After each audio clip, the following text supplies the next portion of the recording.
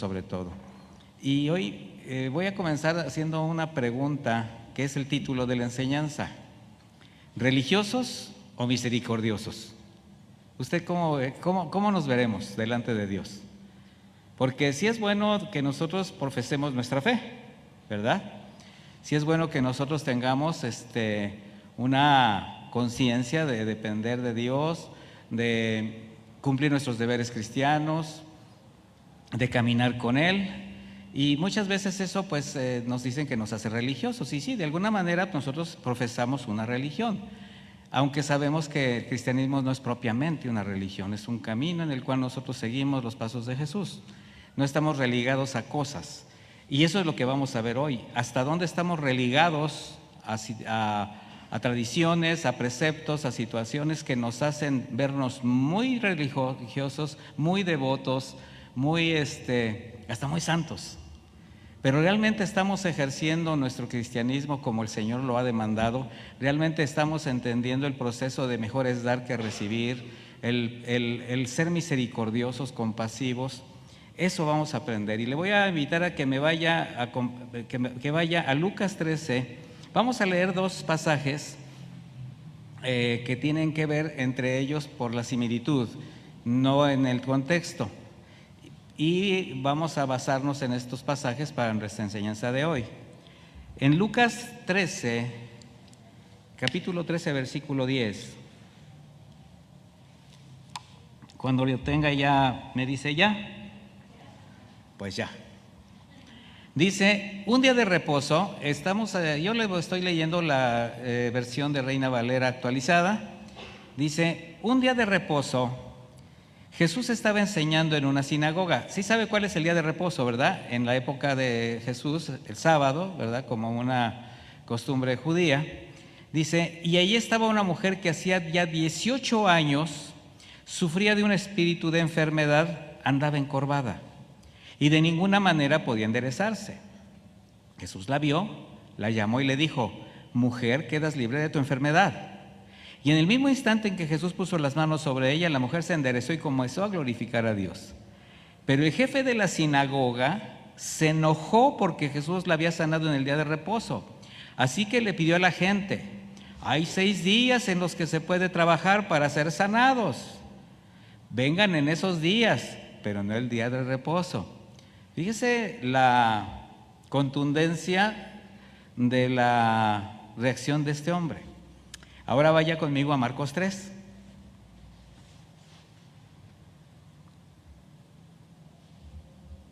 Marcos 3, a partir del versículo 1,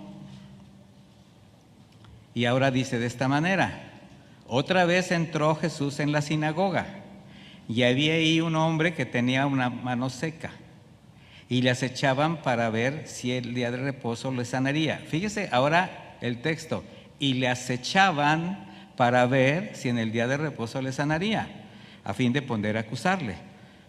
Entonces dijo al hombre que tenía la mano seca, levántate y ponte en medio. Les dijo, ¿es lícito en los días de reposo hacer bien o hacer mal? ¿Salvar la vida o quitarla? Pero ellos callaban. Entonces, mirándolos alrededor con enojo, entristecido por la dureza de sus corazones, dijo al hombre, extiende tu mano. Y él extendió. Y la mano le fue restaurada sana. Y salidos los fariseos, tomaron consejo con los herodianos contra él para matarle. ¿Ya se fijó las reacciones? Y estos hombres, estamos hablando de los religiosos, de los guías espirituales del pueblo de Israel. Bueno, en el tiempo de Jesús, en la tierra, durante su ministerio, pues el Señor comprobó la condición moral, espiritual, dureza de corazón y carácter recalcitrante de los líderes religiosos, algo que se hacía evidente en todas sus actitudes. ¿A causa de qué? Bueno, aquí había una conveniente fidelidad a las tradiciones de los ancianos. Eso era uno de los puntos. Pero otro era la manipulación que habían hecho de la escritura conocida hasta ese tiempo, y esto convirtió algo sagrado, o sea, la ley de Dios establecida, en un tropezadero para quienes debían ser cubiertos con la misericordia de Dios. Usted sabe que la ley fue escrita por el Señor, fue dada a Moisés con la intención de que ellos pues tuviesen una dirección de vida que les llevara pues a hacer la voluntad de Dios, a establecer un vínculo con Él, de alguna manera eran probados en su obediencia, a ser santos. Bueno, los mandamientos y deberes expresados en la ley, en las escrituras conocidas, ya en ese tiempo habían perdido todo el sentido por el cual el Señor dejó establecido todo este pacto a los israelitas, ya lo habían tergiversado. De tal manera que cuando el Señor se da cuenta de cómo había sido toda esta manipulación y cómo pues esto agredía y hacía tropezar al pueblo de Israel, pues el Señor empezó a tener muchos contratiempos. Los evangelios mencionan una gran cantidad de agresiones que recibió por parte de estos hombres, además de polémicas que sostuvo con fariseos, saduceos, herodianos, escribas, sacerdotes. O sea, ¿qué unía a esta diversidad de doctrinas? Que eran judíos, aunque cada uno tenía determinadas creencias. Bueno, ellos buscaban siempre una manera de agredirle, una manera de señalarle. Por ejemplo, como cuando después de llamar a Mateo, ¿se acuerda de Leví? Mateo, ¿qué hace el discípulo? Bueno, le hace una comida en su casa con la intención de invitar a los amigos que él tenía, otros publicanos, que le conocieran. Y esto molestó a los fariseos. Los molestó mucho porque se juntaba, decía él, con publicanos. Lo mismo lo hizo con Zaqueo. ¿Se acuerda aquel jefe de publicanos que también él, agradecido, le hace una comida a Jesús, invita a todos sus conocidos? Pues imagínense, ¿cuántos venimos del mundo? Todos. ¿Quiénes eran sus amigos? ¿Quiénes eran sus conocidos? ¿Con quién alternaba? ¿A quién le predica usted el evangelio? Pues a esos. No anda buscando predicar el evangelio a los que vienen aquí, ¿verdad? No, usted no entra aquí y ve a sus hermanos y, hola, mi hermano, fíjate que Jesús ya llegó. No, o sea, usted va y invita a comer, invita a desayunar, hace lo posible por crear el ambiente para predicarles el evangelio. Bueno, eso era lo que hacía Jesucristo. Bueno, eso era lo que los fariseos, los escribas, todos estos hombres criticaban, ¿verdad? Él era rechazado y criticado por su trato, por su cercanía con las personas, esa disposición a hacer misericordia, sanar sin hacer acepciones. Lo mismo se acercaba con un leproso, un inválido, trataba con samaritanos, trataba con gentiles. Bueno, su manera de ser, su carácter, su propósito, recibía, escuchaba a quienes veían en él algo distinto en su predicación y se acercaban a escuchar sus palabras. ¿Se acuerdan el sermón de la montaña cuando dijeron, este hombre habla como quien tiene autoridad, no como los fariseos? Bueno, Jesucristo hacía que la gente se sintiera a gusto con él, que se le buscara. En él encontraban consuelo, buscaban milagros, evidentemente, pero también le mostraban su gratitud, como aquella mujer que bañó con lágrimas sus pies y le ungió con perfume. Bueno, toda esa gente, mis hermanos, para los fariseos eran indignos, todos ellos. ¿Qué hacía esta actitud? Exponía la enorme distancia que había entre la condición de dureza, la pobreza espiritual, la arrogancia de los religiosos ante el carácter bondadoso, misericordioso y el propósito de Jesús, donde ninguno quedaba excluido de la gracia de Dios. Ninguno. En Lucas 15:1, no lo busque, yo se lo leo, dice, se acercaban a Jesús todos los publicanos y pecadores para oírle, y los fariseos y los escribas murmuraban diciendo, a los pecadores recibe y con ellos come. O sea, eso era algo común, pero la gente se sentía segura con Cristo. Su mensaje acercaba el reino de Dios. Y muchos llegaron a conocer, a reconocer su condición de pecado, produciendo cambios asombrosos en sus vidas. Ese es el papel de la iglesia, ese es el papel que usted hace cada vez que usted busca la ocasión y la provoca, la propicia para predicarles el Evangelio. Así es como usted cumple la comisión de amor, de misericordia y de justicia, de reconciliar a la gente con el Padre, hablándole de Jesús. Bueno, para estos religiosos, y le voy a decir que no nada más para ellos, para muchos en esta época que vivimos, acercarse a Dios consistía en cumplir con una interminable lista de deberes y prohibiciones, la mayor de las veces inventados por ellos mismos, porque esa era la condición en que se encontraban. Ellos habían establecido sus propias normas. De hecho, para ellos, la ley, la Torá, como se le menciona en la Escritura, había sido suplida por un libro que se llamaba Talmud, que eran las apreciaciones, los escritos rabínicos de los ancianos, que con una determinada, tomando de la misma ley, ¿verdad?, de la Escritura, pero ellos la iban formando de tal manera que les era conveniente. Y esa es una condición muy lamentable en la que se encuentran algunos cristianos que tratan de hacer conveniente a sus formas de pensamiento la misma Escritura.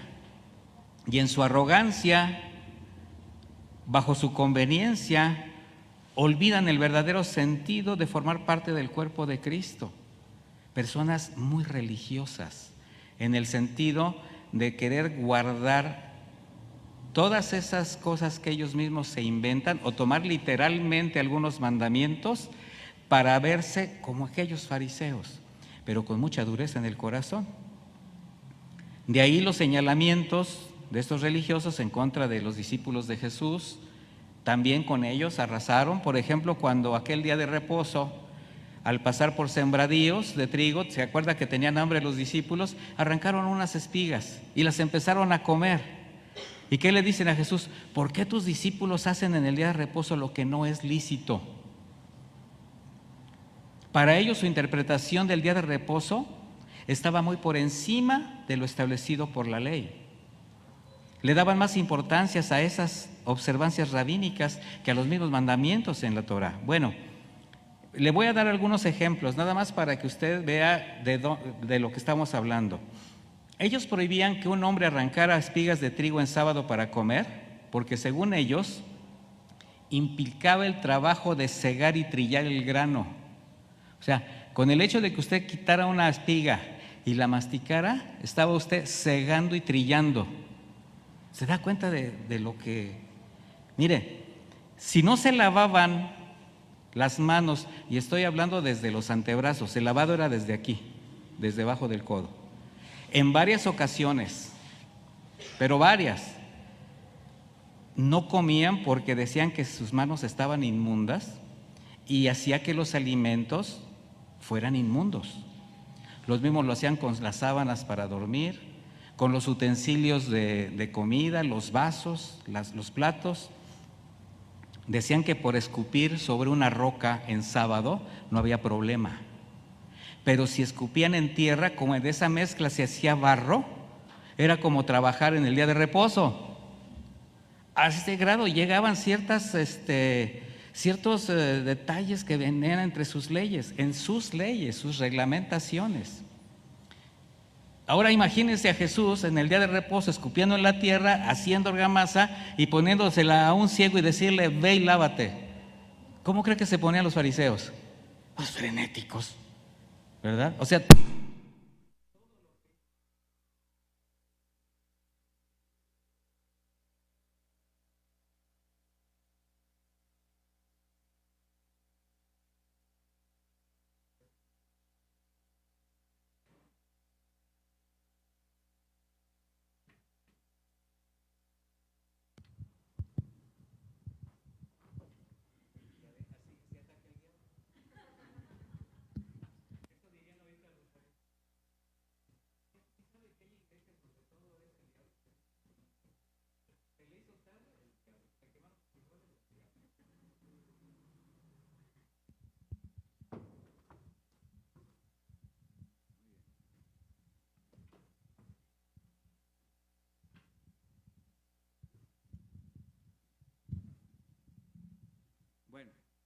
¿Sí se oye bien? Ok. Bueno, esto es una pequeña muestra solamente de la gran cantidad de regulaciones, de interpretaciones que le habían dado al día de reposo, convirtiéndolo en algo ya trivial y razonable, cuando el día de reposo era para la adoración al Señor, para dar culto al Creador. Bueno, bajo este ambiente de religiosidad intransigente se desarrolla la historia de estos dos casos que vimos, dejando ver la intolerancia de los fariseos. Sin embargo, nada de lo que veían en Jesús les hizo reconocer su error. Al contrario, cada cosa que Jesús hacía, cada actitud que Jesús tenía, de cómo les mostraba, cómo Él les tendía la misericordia, cómo Él revelaba la palabra tal como era, incrementaba su odio a Jesús. La tensión crecía constantemente durante el tiempo del Señor, porque Jesús tenía que enfrentar no solamente las faltas interpretaciones que estos religiosos hacían de la ley, tampoco luchaba contra la imagen distorsionada que daban de Dios y del daño que estaban haciéndole al pueblo. Fíjese, tres cosas: manipulación de la palabra, daban una imagen distorsionada de Dios y hacían daño al pueblo de Israel. Comienza la historia, vamos a tomar la del hombre de la mano seca, donde dice que había un hombre con una mano seca o paralítica y le acechaban para ver si ese día de reposo le sanaría. Bueno, Marcos está haciendo notar el ambiente que había aquel día de reposo. Unos religiosos al acecho cuando Jesucristo entró nuevamente en aquella sinagoga en Capernaum. Ese día asistía un hombre con una mano paralítica, una mano tullida, seca, inservible, y los fariseos, que ya conocían a Jesús, sabían que aunque fuera día de reposo, si había alguien necesitado, Él iba a actuar. Por eso estaban al acecho, para poder acusarle. Así que estaban observando a Jesús por si se atreviera a sanarlo. ¿Esto a qué nos lleva a ver? La dureza de su corazón. Cómo a pesar del bien que hacía, el odio hacia Jesús aumentaba. Y usted eso lo va a vivir todos los días, mi hermano. Si usted es misericordioso, si usted establece un vínculo con la gente para presentarles el Evangelio, si usted da un testimonio de santidad, de honestidad, de integridad, la gente al reflejarse en usted no le gusta ver lo que ve. Eso es ser la imagen de Cristo. Usted está reflejando a Cristo, usted está reflejando la voluntad de Dios, y la gente cuando vea ese reflejo no le gusta porque se va a comparar. Bueno, eso pasaba con Jesús. Ahora, notemos algo. Ninguno cuestionaba si Jesús podía hacer milagros. Fíjese qué curioso. Sabían que podía hacer milagros. Los fariseos daban por hecho que los podía hacer, pero lo que esperaban es que lo hiciera el día de reposo para acusarle. ¿Se da cuenta de su corazón? Qué razonable es ver cómo podían aceptar en que en Jesús se manifestara el poder y la misericordia de Dios, pero al mismo tiempo se negaban a reconocerle como Mesías. Qué terrible es cuando la incredulidad y la necedad nos llevan a la insensatez. ¿Sí se da cuenta de eso? Se está viendo la gracia de Dios, cómo se derrama en la vida de muchas personas que comprueban la misericordia del Señor y siguen negando. ¿Sí se ha dado cuenta que hay personas que nada más buscan lo bueno de Dios? Que nada más piden oración cuando les va mal, cuando están, y estoy hablando de cristianos. Hay veces que no llegas a ver a un hermano o a una hermana durante meses, de repente dices, pues que ella se alejaría, ¿qué pasaría con él? No, siguen su vida normal. Pero solamente sabes de ellos cuando las cosas van mal, cuando algo les está sucediendo. Y te dicen, hermano, ¿no podría orar por mí? Y tú dices, no, pues sí, pero pues ¿dónde anda?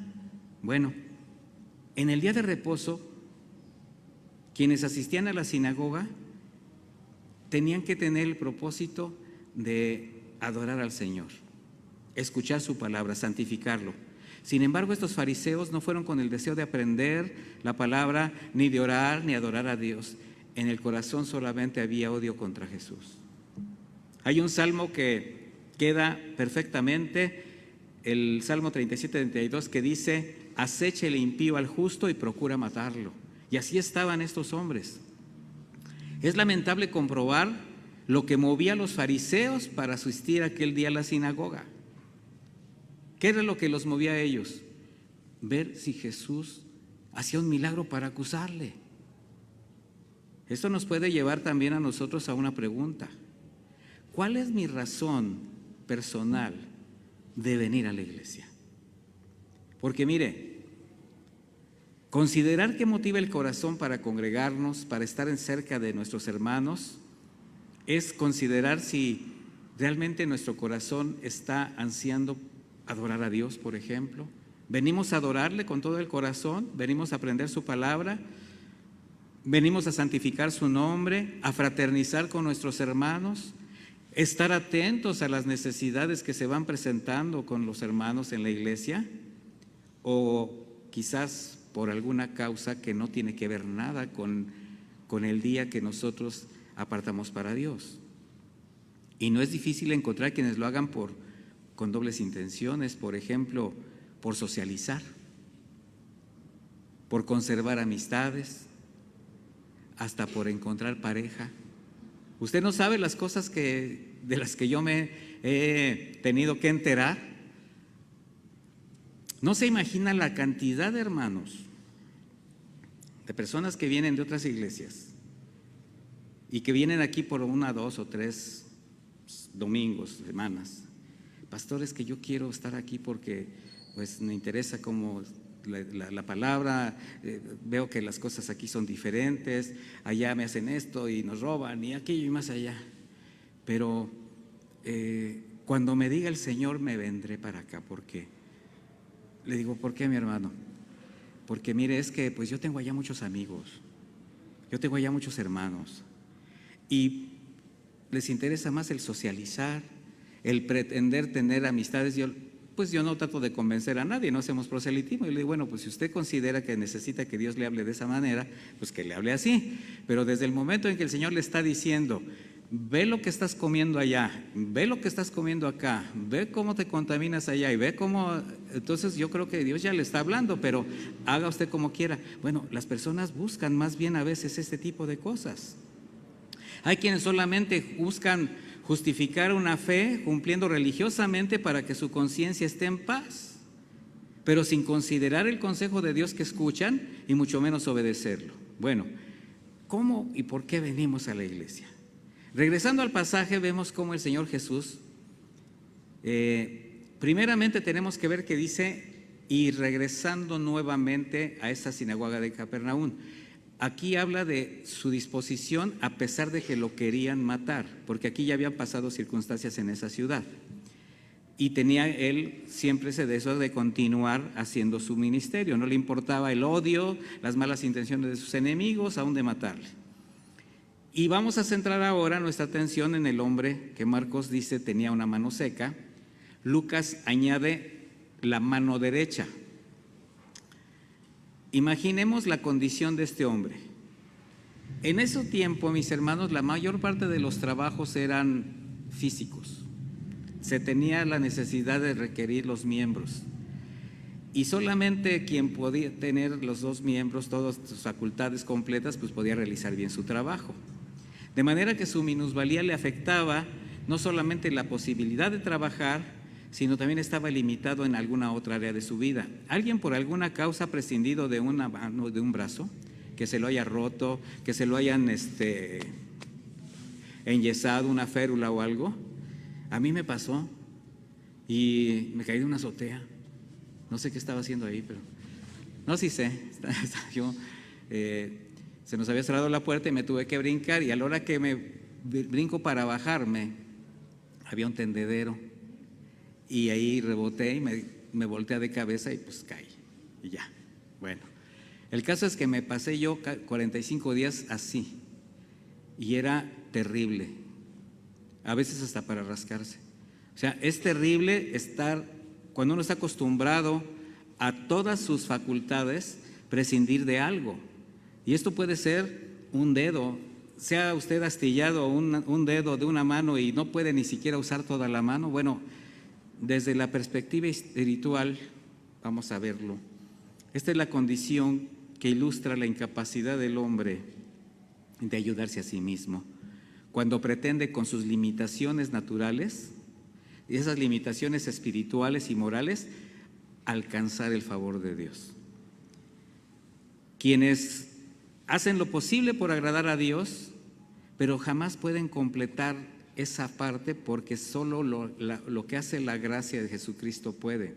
Hay quienes con todas sus limitaciones quieren acercarse al Señor, estoy hablando de limitaciones espirituales y morales, y no se acercan de la manera correcta, mis hermanos.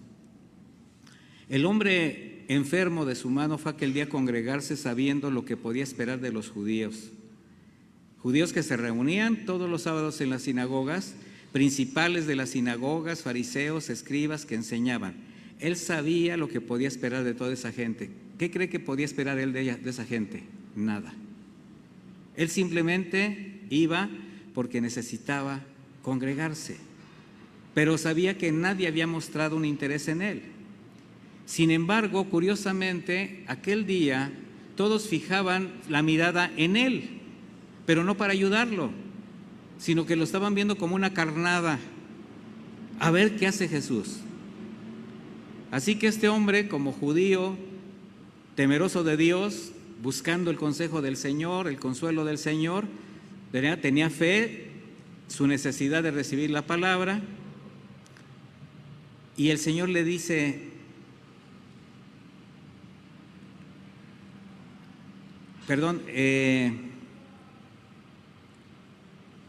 al hombre que tenía la mano seca, levántate y ponte en medio.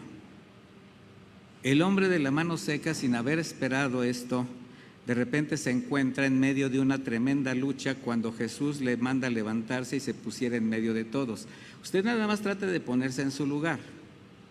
¿Por qué le mandó Jesús que hiciera esto? ¿Acaso no podía haberlo sanado discretamente después, evitando toda aquella desagradable situación? ¿Por qué ahora no trató de mantener ese milagro en secreto como en otras ocasiones? Sería varias cosas. Para hacer evidente la insensibilidad de los asistentes, de los principales de la sinagoga, para despertar la empatía y el cuidado hacia el enfermo, así como diciendo, pues parece como que no lo ven, pero mire cómo está. Captar la atención de todos y los religiosos vieran que no tenía nada que ocultar. Bueno, todo podría ser posible, pero lo más probable es que Jesús lo que quería ver es que todos vieran que Él no estaba de acuerdo en lo que estaba sucediendo en ese lugar. Él no aceptaba las interpretaciones que los fariseos habían hecho sobre el día de reposo. Así que en medio de estas miradas, vamos a hablar las de odio de los religiosos, las compasivas de los que conocían la situación del hombre y el asombro del enfermo, Jesús lo llena al terreno de la fe para sanarlo. Y al mismo tiempo estaba exhibiendo la crueldad de los fariseos. Por eso primero hace una pregunta y les dijo, ¿es lícito en los días de reposo hacer el bien o hacer el mal? ¿Salvar la vida o quitarla? Pero ellos callaban.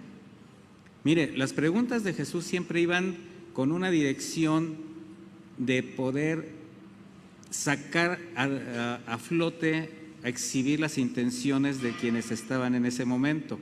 Como por ejemplo cuando les estaban, también lo estaban juzgando, lo estaban señalando y les dice, a ver, díganme algo, ¿el bautizo de Juan venía del cielo o de los hombres? ¿Y qué hicieron los fariseos? Dicen, no, pues si decimos del cielo, van a decir, entonces ¿por qué permitieron que lo mataran? Y si decimos que de los hombres, Juan estaba considerado como un hombre santo. Y dicen, no, pues no te podemos decir. O sea, ahora, ¿qué hicieron ellos? Callados. La pregunta del maestro ponen aprietos a los fariseos que con esa actitud insensible y silenciosa, ¿qué hacen evidente? la insensibilidad de un corazón endurecido por su legalismo religioso. Entonces, mirándolos alrededor, dice con enojo. Fíjese que dice la palabra con enojo, no con ira. O sea, era una molestia, era algo era que le desagradó. Marcos está mostrando dos sentimientos que afloraron en el Señor, en su ánimo. Primero, el profundo malestar, una indignación del Señor ante la postura de estos judíos. Por eso dice, mirándolos alrededor con enojo. Aquí estamos viendo dos matices del Señor, ¿verdad? ¿Por qué? Porque al mismo tiempo que le molesta la actitud insensible de estos hombres, también se muestra compasivo con ellos. Mire, ellos por la dureza del corazón no se dan cuenta de sus carencias y necesidades.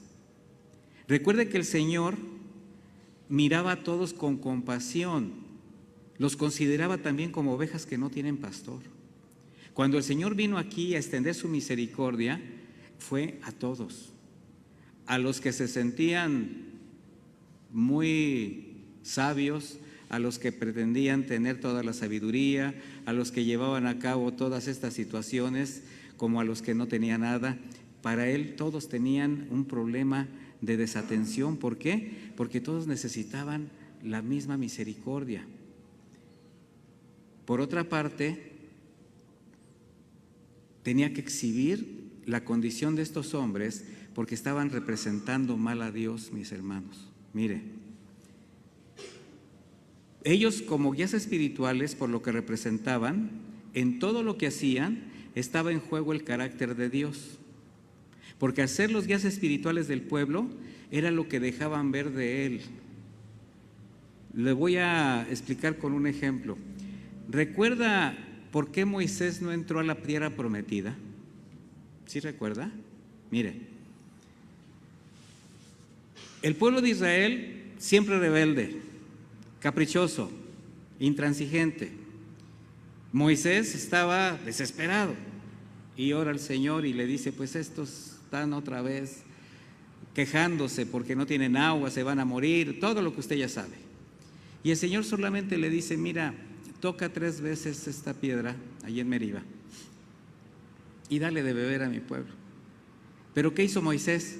Agarra la vara y le da 3 golpes, pero con todo, así como diciendo, ¿querían agua? Pues tengan su agua.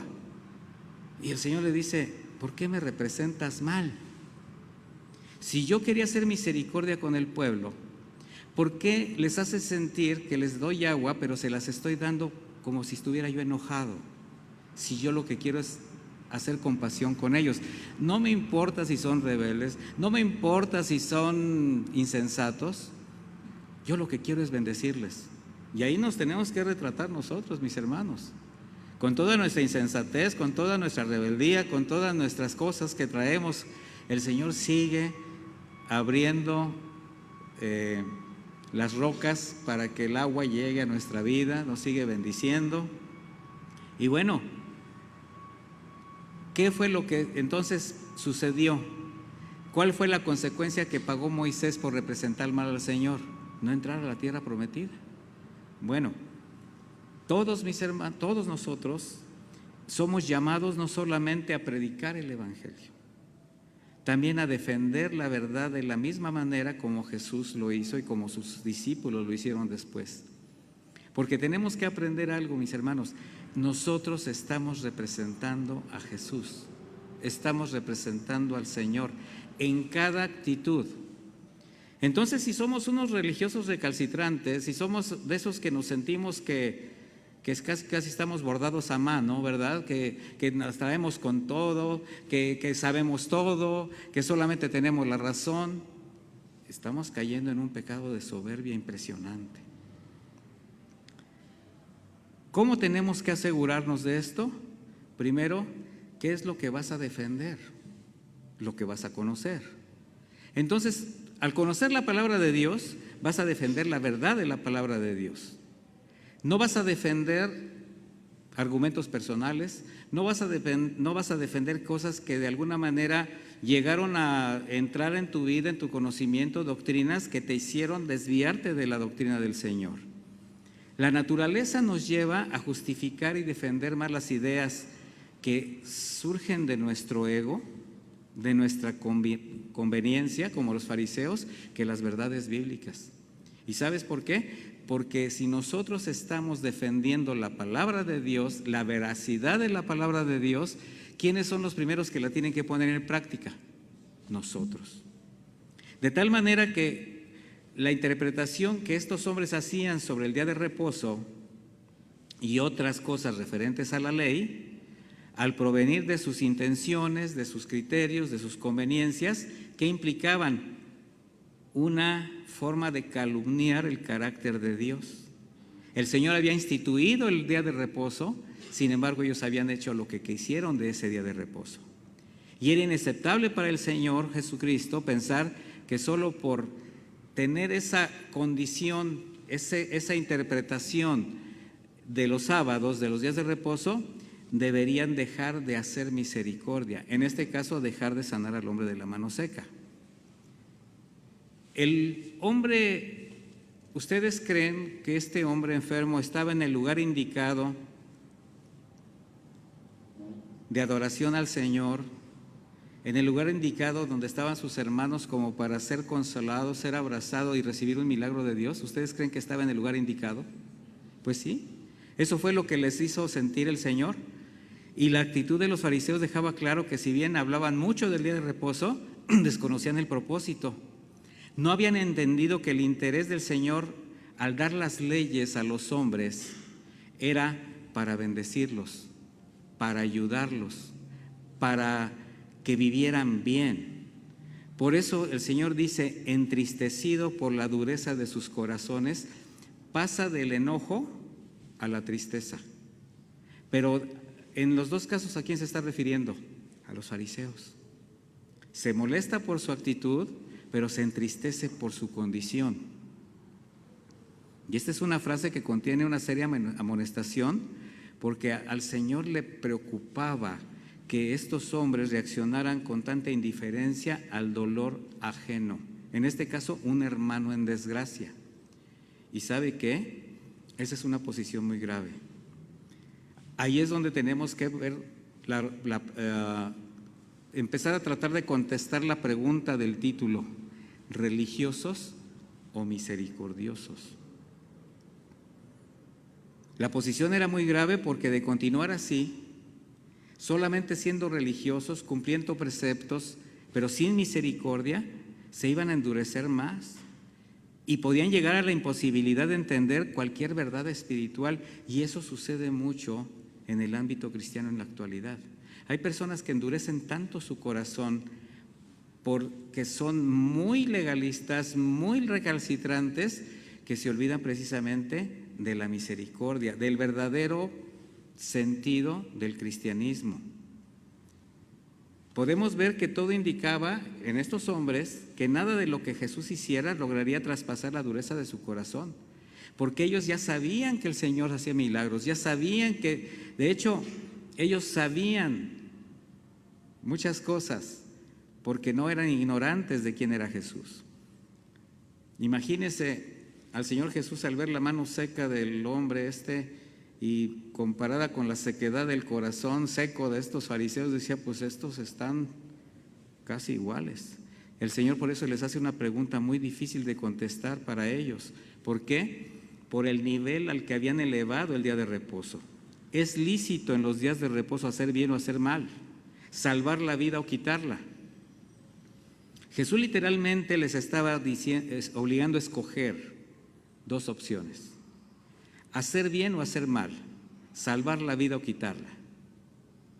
De su respuesta determinaría lo que había en su corazón. Si ellos rehusaban hacer el bien, entonces necesariamente estaban haciendo el mal. Si dejaban de salvar la vida, sería como quitarla. Por eso callaron. El Señor lo que quería enseñarles era que el sábado, al ser un día dedicado al Señor, no podían considerarse como un día en que las personas pudieran hacer de lado su deber de hacer el bien, de extender su amor, su cuidado a sus prójimos. Para ellos era más importante, y se los recalcó en alguna vez el Señor, ustedes hablan de no hacer el bien en el día de reposo, sin embargo, si se les cae un animal en el río, ustedes no hacen todo lo posible por salvarlo, ¿verdad? Bueno, Jesús, ¿qué les estaba mostrando? Que había oportunidad de sanar a ese hombre en ese momento. Imagínense a Jesús diciéndole que regresara otro día. Pues ¿sabes qué? Pues está bien, pero vente mañana porque hoy no. Eso sería inmoral, sería injusto, sería... ¿Usted cómo se sentiría? Sabiendo que Jesús podía sanarla. ¿Usted cómo se siente sabiendo que puede recibir la respuesta de sus hermanos, de las personas que le aman, cuando usted está esperando cuando menos una palabra de aliento? Mire, no solo se puede pecar por hacer el mal, también se peca por dejar de hacer el bien. Santiago 4:17 dice, el que sabe hacer lo bueno y no lo hace, comete pecado. A eso se le llama pecado ¿de qué? De omisión. Los fariseos centraban toda la atención en lo que no se podía hacer durante ese día, mientras que el Señor dirigía su atención en aquello que sí se debía hacer ese día. ¿Sí se ve la diferencia? O sea, la preocupación de estos hombres consistía en que nadie hiciera ninguna de las cosas prohibidas en las listas que ellos mismos habían establecido, basados en sus textos rabínicos. Por eso Jesús siempre les demandó esta condición. En Mateo 23:23, si usted me acompaña, dice de esta manera: hay de ustedes, escribas y fariseos hipócritas. Aquí sí ya el Señor se va con todo. Porque entregan el diezmo de la menta, del eneldo y el comino, pero han omitido lo más importante de la ley, a saber, la justicia, la misericordia y la fe.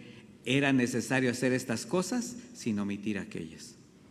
Y les está hablando de diezmar cosas. Si está hablando usted de cosas pequeñas, está diciendo, ustedes se preocupan por diezmar de todo. O sea, son muy cumplidores. ¿Se acuerda el fariseo que parado, él decía, yo, Señor, ayuno 2 veces a la semana, doy diezmo de todos mis bienes, no soy como ese publicano? Esa era la condición de dureza de los fariseos.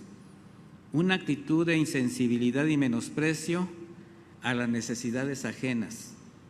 Eso no hacía que representaran mal a Dios, no solo hacía que representaran mal a Dios, sino que quienes se reunían no recibían el abrazo de sus hermanos, no sentían el abrazo de la comunidad que el Señor tenía en ese momento como iglesia, porque estamos hablando de la iglesia del Antiguo Testamento. Ellos se reunían en las sinagogas también con una intención, ¿verdad?, de sentir el amor de Dios.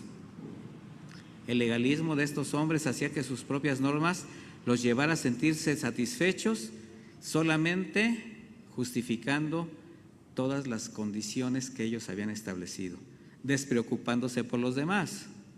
Para ellos, el hombre debió haber buscado al Señor otro día si quería ser sanado. ¿Recuerda lo que dijo el jefe de la sinagoga con la mujer encorvada? Les aclara, hay 6 días para poder venir, orar, para que pueda sanar, pero el día de reposo no lo toquen. Bueno, religiosos o misericordiosos, mis hermanos. Y dijo al hombre, extiende tu mano. Y él extendió y la mano le fue restaurada.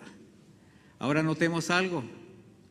El único trabajo que hizo el hombre fue extender la mano. De manera que el hombre fue sano solo por obedecer. ¿Ya se dio cuenta? Fue un acto de fe. Y eso era lo que el Señor siempre veía en las personas, su necesidad y su fe. Aún viendo el milagro, se encolerizaron en contra de Jesús. En esa obstinada oposición, no recordaron aquello que ya sabían. Y le voy a decir, desde hace rato dije que ya sabían, le voy a decir por qué sabían. ¿Se acuerda de las palabras de Nicodemo, un fariseo como ellos, cuando fue a buscar de noche a Jesús? En Juan 3:2 dice, este vino a Jesús de noche y le dijo, Rabí, sabemos que has venido de Dios como maestro, porque nadie puede hacer estas señales que tú haces si Dios no está con él. Entonces, ¿sabían o no sabían quién era Jesús? Sí sabían. ¿Les convenía? No, no les convenía. Les estaba echando abajo todo su prestigio, todo su negocio, todo lo que habían establecido para beneficiarse ellos mismos.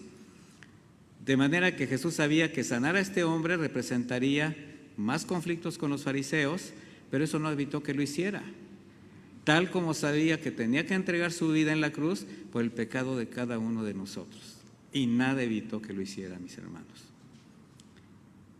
El Señor sabía lo que eso representaría.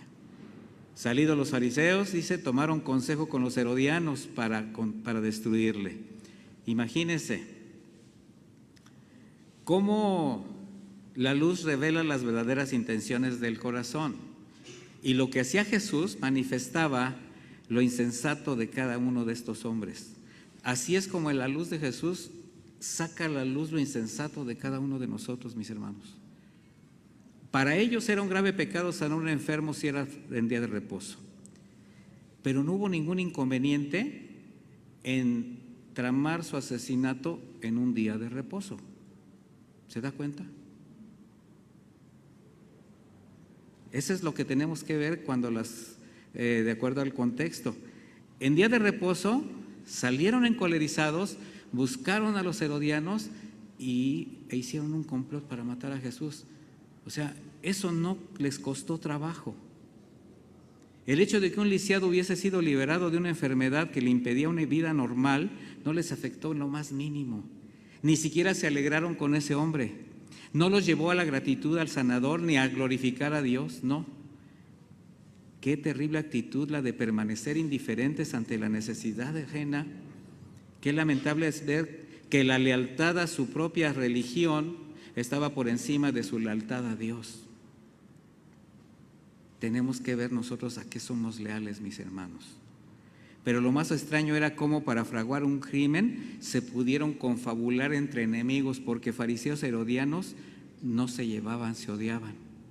Formaban parte del pueblo judío, pero los herodianos, ellos apoyaban la dinastía de Herodes, representaban aceptar la ocupación de los romanos y su sistema político. De hecho, los herodianos no tenían ningún interés en guardar la ley, todo lo contrario a los fariseos, que se aplicaban de una manera intransigente a la búsqueda de cumplir la ley. Bueno, sin embargo, para estar en contra de Jesús, llegaron a la conclusión todos que lo mejor era deshacerse de él. Qué tristes alianzas. Preferían tratarse entre ellos antes de seguir a Jesús. ¿Y sabe qué? Esto retrata mucho a quienes prefieren seguir haciendo alianzas con el mundo, alianzas con cosas que saben que aunque no están de acuerdo, pero prefieren juntarse con otro tipo de mecanismos que seguir a Jesús. Eso que estoy llamando se llama ecumenismo desde el punto de vista religioso. Y sabe que el movimiento ecuménico es un movimiento impresionante religioso, donde se están reuniendo todas las corrientes religiosas, excluyendo al cristianismo, porque, bueno, al verdadero, porque hay uno que otro despistado que ya anda por ahí coqueteando también, ¿verdad? Bueno, religiosos o misericordiosos, mis hermanos. El Señor en Oseas 6:6 dice: porque misericordia quiero y no sacrificio, conocimiento de Dios más que holocaustos. Y eso es lo que nosotros tenemos que empezar a prever en nuestro corazón, a ver cómo está nuestro corazón. Nos acercamos al Señor de la manera correcta. Nuestras intenciones de honrar al Señor, nuestras intenciones como cristianos son las que el Señor espera de cada uno de nosotros. El Señor nos permita continuar en sus caminos. Eso es lo primero que tenemos que orar, para que el carácter misericordioso, justo y íntegro del Señor Jesús se haga en nosotros, mis hermanos, y quitarnos de cualquier estigmatización, de cualquier forma de pensamiento que en algún momento a ti te haya distraído, te haya desviado de la fe en el Hijo de Dios. Así que, si usted se evalúa, no diga nada, ¿en dónde queda? ¿Como un buen religioso o como un cristiano misericordioso? ¿Ya le aumenté? Vamos a hacer una oración, mis hermanos.